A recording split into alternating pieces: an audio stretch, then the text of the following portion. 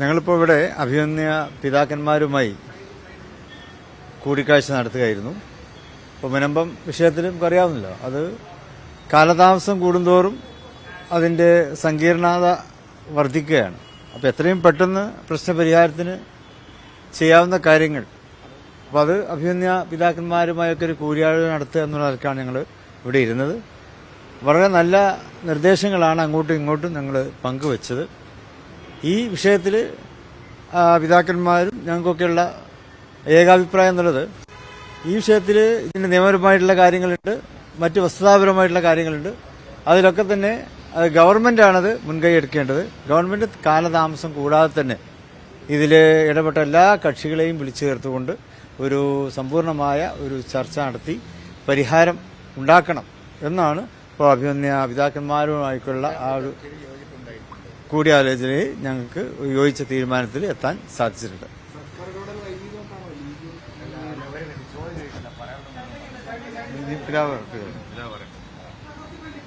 ഞങ്ങളിവിടെ ലത്തീൻ മെത്രാൻ സമിതിയിലെ കേറിക്കണം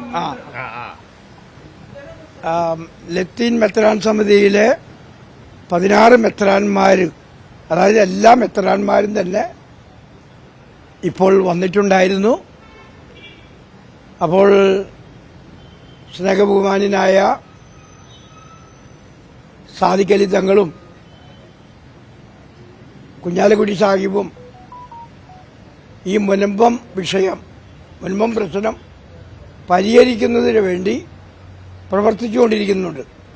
അതിനുവേണ്ടി ഗവൺമെന്റിന്റെ അടുത്ത് പറയാമെന്നാണ് ഇവർ പറയുന്നത്. ഇവരുടെ സോളിഡാരിറ്റി ഞങ്ങളോട്, പ്രത്യേകിച്ച് മുൻപം വാസികളോട് പ്രഖ്യാപിക്കുകയായിരുന്നു. അപ്പോൾ അത് സോൾവ് ചെയ്യാൻ കഴിയുമെന്നാണ് ഇവർക്ക് രണ്ടുപേർക്കുള്ള വിശ്വാസം. അത് മുഖ്യമന്ത്രിയോട് പറഞ്ഞ് പിന്നെ കോടതിയിലേക്ക് കൊണ്ടുപോയി അത് വേണ്ട തരത്തിൽ പരിഹരിക്കപ്പെടും എന്നുള്ള ശുഭാപ്തി വിശ്വാസമാണ് ഇവർക്കുള്ളത്, ഞങ്ങൾക്കുള്ളത്. അപ്പോൾ ഇവർ വന്നതിൽ ഞങ്ങൾക്ക് ഒത്തിരി സന്തോഷമുണ്ട്. ഇവിടെ നമുക്ക് നിലനിർത്തി പോകേണ്ടത് മതമൈത്രിയാണ്. മാത്രമല്ല, ഇതൊരു മാനുഷിക പ്രശ്നമാണ്.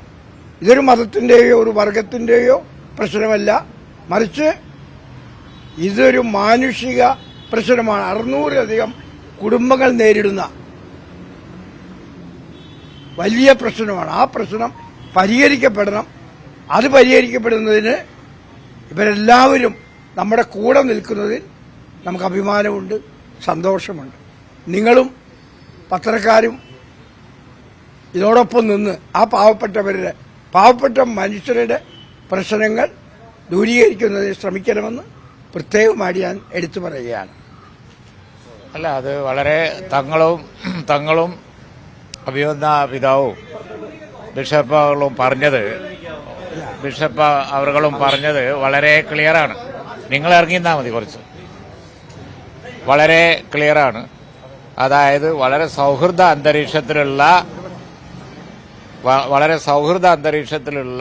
ഒരു ചർച്ചയാണ് നടന്നത്.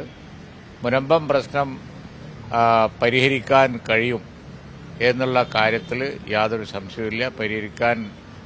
വളരെ വേഗം പരിഹരിക്കാൻ കഴിയും. ചില സാങ്കേതിക പ്രശ്നങ്ങളുണ്ട്. ആ സാങ്കേതിക പ്രശ്നങ്ങളൊക്കെ ഉള്ളതുകൊണ്ടാണ് സർക്കാർ ഇത് സംബന്ധിച്ച് ഒരു യോഗം വിളിക്കണം എന്ന് പറയുന്നത്. ഇത് സംബന്ധിച്ച് ഫാറൂഖ് കോളേജ് കമ്മിറ്റി, അതുപോലെ തന്നെ മുസ്ലിം സംഘടനകൾ എല്ലാവരുടെയും യോഗം തങ്ങൾ വിളിച്ചിരുന്നു. അവരൊക്കെ ഈ വിഷയത്തിൽ തങ്ങൾക്ക് ഒരു മാൻഡേറ്റ് കൊടുത്തിട്ടുണ്ട്, അത് രമ്യമായി പരിഹരിക്കാൻ. അന്നത്തെ പ്രമേയം തന്നെ അതാണ്, രമ്യമായി പരിഹരിക്കുക എന്നുള്ളതിന് മുൻകൈയെടുക്കാൻ തങ്ങളോട് അവരൊക്കെ കൂടി ആവശ്യപ്പെട്ടുണ്ട്. ഫാറൂഖ് കോളേജ് കമ്മിറ്റിയും അങ്ങനെ തന്നെയാണ്. അപ്പോൾ അതുകൊണ്ട് രമ്യമായി പരിഹരിക്കുക എന്ന് പറയുമ്പോൾ നേരത്തെ ഇവിടെ അഭിവാദ്യ പിതാവ് പറഞ്ഞതുപോലെ ചില സാങ്കേതിക പ്രശ്നം കൂടി ഇൻവോൾവ് ആയതുകൊണ്ട് സർക്കാരിൻ്റെ ഒരു രംഗപ്രവേശം കൂടി ആവശ്യമുണ്ട്. അപ്പോൾ സർക്കാർ അതിനങ്ങ് മുൻകൈ എടുത്താൽ അത് മുഖ്യമന്ത്രിയോടും അതുപോലെ തന്നെ ലോ മിനിസ്റ്ററോടും വഖഫ് മിനിസ്റ്ററോടും ഒക്കെ ഞങ്ങൾ ഒരുമിച്ച് തന്നെ റെപ്രസെന്റ് ചെയ്യുക എന്നുള്ള നിർദ്ദേശവും ഉണ്ട്.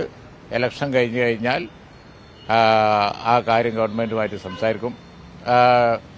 മുഖ്യമന്ത്രി, പ്രതിപക്ഷ നേതാവ് എല്ലാവർക്കും ഈ കാര്യത്തിൽ യോജിപ്പ് തന്നെയാണ്. മുനമ്പം നിവാസികളുടെ പ്രശ്നം പരിഹരിച്ചു കൊടുക്കണം എന്നുള്ള കാര്യത്തിൽ.